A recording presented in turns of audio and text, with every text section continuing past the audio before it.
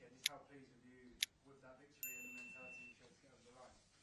Well, very happy, obviously, and especially after international breaks, when you know that you have to again align and regroup everybody, and you could tell that in the first 10 minutes that we were a bit still getting that rhythm. But afterwards, I think watching the game back, that we deserve to win the game. There are things to improve, but we take the win and we move on now for the Champions League match. And just a question on fitness. Pierre Hincapié trained before the match against Fulham, but wasn't in the squad. Saw him on the pitch earlier. Is he available for tomorrow?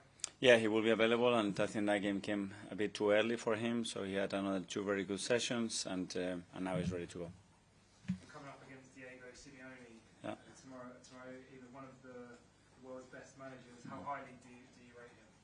Well, at the highest level. I mean, I think what he's done since he got to Atletico has been outstanding. Not only what he have achieved, but the way he's done it. I think the identity that he has created to the club, to the team, the spirit, I think they are very simple and clear to identify, and that's because the manager is very much them. And that's extremely difficult to achieve for a short period of time, and to do it for 14 years, I think he's been there now. It's something incredible, so yeah, a pleasure to meet him. After the match, there was a picture that went around of William Saliba on the team coach, already watching Atletico Madrid. How did that come about, and how pleased are you to see your players already turning on to the next fixture? Very pleased, because I didn't encourage it. So it came from them, and that's the most powerful thing, that a game finishes, the job is done, and we've done it, but now, okay, what's next, and what's the next challenge, what's the next opportunity? And we know that it's going to be a really tough one, so the earlier we start to think about it and prepare, the better. So I love that initiative from the players, and it tells you how much they want it, and how focused they are in what is next. Dominic from Sky. Hi. You mentioned Diego Simeone there, approaching 14 years. You're approaching 6 years at Arsenal.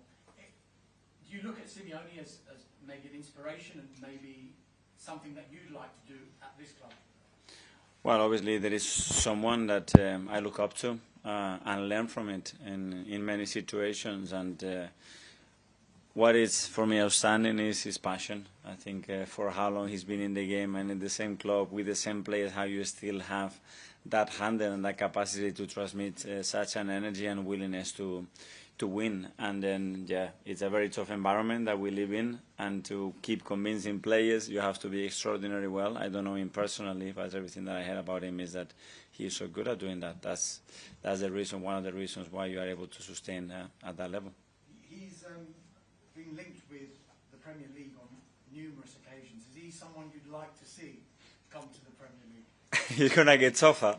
We have enough and super good managers here, so I don't know. That will be completely up to him. If one day he wants to experience that, what I can say is that what I've seen, and after analyzing the team, how well they are coached.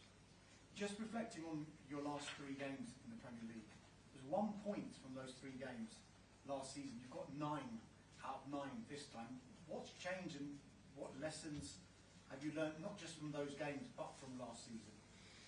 Well, we have to obviously get as much information as we can and understand the reasons why we dropped at some points there, and then try to implement them. But to be fair, sometimes from a draw to a win, there are details and things that have to go your way. But it's true that the team shows a different kind of maturity, threat, and probably conviction at this stage, but it's still very early. We have to do it now for another 30 games, and that's going to be the objective. You say it's very early. The bookies have already made you the favourites for the title. Do you embrace that, and do you think you are the favourites now? The only thing that I embrace is when I see the team, the energy, the temperature, the commitment, and the quality that they can deliver, that it gives me that conviction that we can go all the way. But that's it. That's just a feeling that the next day you have to prove it, the next training session you have to prove it, and nothing else, and we cannot be busy thinking about those topics. Thank you. Simon Standard. Mikel, just on carrying on with Simeone, when you started here, did you look at the way Atletico, how he sort of moulded the club's culture and his image, and you took from that something you wanted to do when you tried to mould the culture here? No, I think I got that done more through my experiences and my beliefs, and especially my understanding of of Arsenal and this football club I am experiencing here, because I think to put a different context to this one, it's extremely difficult, and at the end I think you have to be authentic to your belief, your way of dealing with people, especially, which is the most important thing when you talk about culture, and slowly, yeah, you have an idea and you have to, after through that, sometimes change a little bit the trajectory to understand what is the best for the club. I just wanted to ask you one on the defence. Obviously, the numbers have been incredible this season. We've seen Gabriel Heinze, who joined in the summer. We see a lot in the warm-ups and working with the defenders, very animated. What's he sort of brought to the defence this season, and what is he like as a coach that he's added to your setup this year? Well, I think that's something very, very collective with all the coaches, with the players, with their commitments as well. And Gavi added something different, that willingness to will, I think. And now we've seen that obviously through his career, that experience to win and to elevate somebody's level and ambition and drive to the highest limit. And he's extraordinary at that. Tom, Football London. Mikel, of course, one of your main title rivals at the weekend failed to win, Liverpool against Manchester United. Do you ever notice on the training field after one of your main rivals has failed to win that your players perhaps have a bit more of a spring in their step during a training session? I haven't noticed that, but obviously there is a lot of narrative afterwards. But that's it. I mean, every game in this league, it's a must-win and a very difficult game to win. And we all, I think, very appreciative of that. So you don't get carried away with any of that. And just on Diego Simeone as well, when you come up against a manager who's been in place for such a long period of time, does that in any way make your preparation for perhaps what you might expect for them easier, or because there's so much data and so much evidence, does that in some ways make it harder to prepare for a game? Well, on this one, I think the hardest thing is the time that you have, basically a day when you can't really do much to prepare that. Obviously, understanding and the time that we have spent to analyze them and understand that. They have evolved as well for the team that they were probably a year ago to now, and how they can change as well in relation to the context of the match, which is something very specific for this team. And in order to after prepare the best way, yeah, you want to give them everything, but how you're able to simplify the information and make it as concrete, as clear as possible, for being in the best position to implement what we want to do tomorrow. Ken, GSPN. Hi, Mikel. Hi. Can you just give us an insight into what makes Diego Simeone's team so difficult to play against and break down? Well, first of all, the willingness to win. You can sense that in every single ball, in every single yard, the way they play. So it's about how they compete, and then after how they play. And I think there are two very different things. And in order to after analyze what they are, yeah, the level of organization is really high. The level of discipline is really high. And then they have acquired a lot of talent throughout the years that are very specific for the needs and the way they want to play, and they are very, very, very good at exploiting those opportunities. As Darmish said, he has been linked with a move to the Premier League for years. I mean, do you think he could be successful? Do you think what he does in Spain in the Champions League could work in England? Well, if he works in the Champions League, which is the highest competition in Europe, he can do it anywhere. And I don't know, you have to come here and try it and feel it, but I'm very sure that his know-how is unbelievable, and his character and willingness would take him anywhere, I think. And just finally for me, obviously the set-piece record improved again at Fulham. Can you just talk a bit about the work that goes into maintaining that threat? Because you've been good at it. It's not a fluke. It's been 2 to 3 years where new routines come, the unpredictability is always there. Can you just talk a bit about the work that goes into maintaining that over such a long period? Well, keep evolving and keep improving. It's a system that when you put it in place, the system has to learn every single day, every single game to become better. And that's in relation to the players that we have and what we learn from ourselves, and as well what we learn from the opposition, and try to be as consistent as possible. And in order to do that, you have to give importance to certain topic to become really important. We try to do that in the way that we share the time and the focus in game preparation, and then is delivery. Yes, and Belma. Hi, Mikel. With Gabriel Heinze, you just said before about his willingness to win, and he's obviously won a lot of tasks in his playing career. In the drills, he's often one-on-one with the players before and after the games. What does he kind of bring to the table in terms of the one-on-one scenarios with players? That experience, I mean, somebody tells you if you do that, you're going to be successful, and you know that he's done it and he's been successful. It's a lot of credibility there. And how the players react to him? He's obviously a very passionate person. Also, I don't know much more. To see how the players can react. It's a question for me. My feeling is that they already love him, which is normal. But the rest of the coaches is the same. They are all very different characters.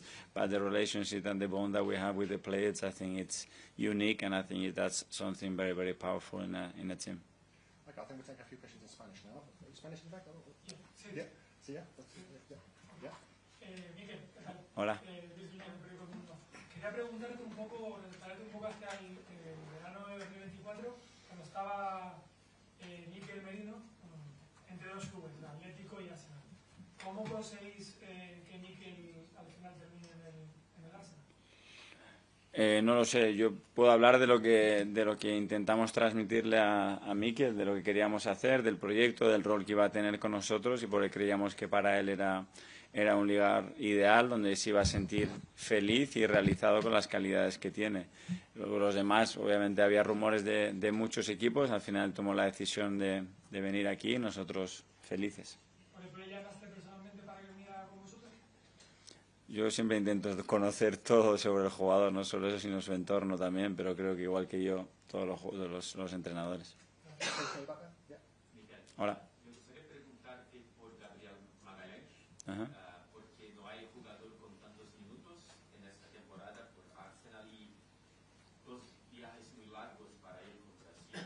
Llegó, jugó contra Fulham. ¿Qué rol, qué papel también de liderazgo Gabriel tiene hoy? Bueno, para nosotros es un jugador fundamental, uno de nuestros capitanes, y creo que se lo ha ganado a pulso. Creo que hay un ejemplo muy bueno, aparte de los viajes que hizo y del esfuerzo que hizo para estar el día del Fulham en las mejores condiciones, que empezó el partido sin ser su mejor versión. Y a partir de ahí cómo creció, y eso demuestra madurez, demuestra mucha personalidad, y al final influye en el resultado de una manera muy importante con el cabezazo que pone en el gol de Leo.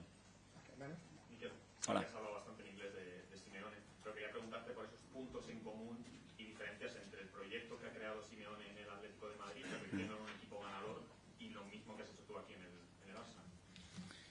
Bueno, no lo sé, porque hay que conocer muchos detalles. La percepción mía es de admiración y el nivel de consistencia a nivel de resultados, de identidad, de trabajo, lo que transmite tanto el club como el equipo durante tantos años, algo de una dificultad tremenda, y me imagino porque él es muy bueno, porque estará rodeado de gente muy buena alrededor, y porque al final ha inculcado dentro del club esa mentalidad que se sostiene en el tiempo. Hola, Mikel. Hola. Javier Peña de Agencia F. Llegáis líderes, solo 3 goles encajados en Premier, en Champions también habéis encajado goles. En toda la temporada habéis perdido una vez contra el Liverpool. No sé si el equipo llega en el mejor momento para acercarse al Atlético. Bueno, creo que estamos en un momento bueno, pero luego vamos a enfrentarnos a otro rival que nos va a exigir muchísimo, y mañana vamos a tener que demostrar que estamos en el mejor momento. Y al final esto va de lo que viene después. Sabemos el rival que vamos a tener delante, tenemos perfectamente claro lo que queremos hacer y la dificultad de ello, pero el estado emocional del equipo ahora mismo es bueno. Okay, last two in this section. Firstly, we've got classes. ¿Qué tal, Mikel? Hola. Desde Televisión, preguntarte, entendiendo que Atlético Madrid es un colectivo y que tal vez desde el envío anímico cambió a partir del derbi, pero un jugador relevante, y no hay que ser brujo, pero Julián Álvarez. ¿Qué nos puede decir un futbolista como Julián Álvarez que está dando un nivel superlativo para aparecer en esta temporada en específico? Bueno, tiene varios, has puesto uno en particular que ya hemos visto lo que ha hecho, porque lo teníamos muy cerquita aquí en Manchester hace muy poquito, y lo que ha hecho con la selección está claro. Al final, para competir y para alcanzar el nivel que han alcanzado ellos, a nivel individual necesitas jugadores que marquen la diferencia, y ellos tienen varios de esos. Okay, finally in the live section. Mikel, Hola. te comentaba el compañero un caso que pasó en 2024 con un jugador como Merino que se decantó por el Arsenal en vez de fichar por un equipo de Madrid. Este verano podríamos tener algo similar con Martín Zubimendi, que llega al Arsenal este verano también, pues pudiendo tener la posibilidad del Real Madrid, que estamos muy interesados en él. Primero, cómo convencer, en el caso de que pasó con Merino, pues cómo convencer a Zubimendi, y después, ¿cómo valoras tú su llegada a la Premier? Porque siempre se habla mucho del la necesidad de adaptación que tiene esta liga, pero parece que Zubimendi estaba hecho para jugar en este Arsenal, y si es la pieza que le faltaba a este equipo para terminar de funcionar.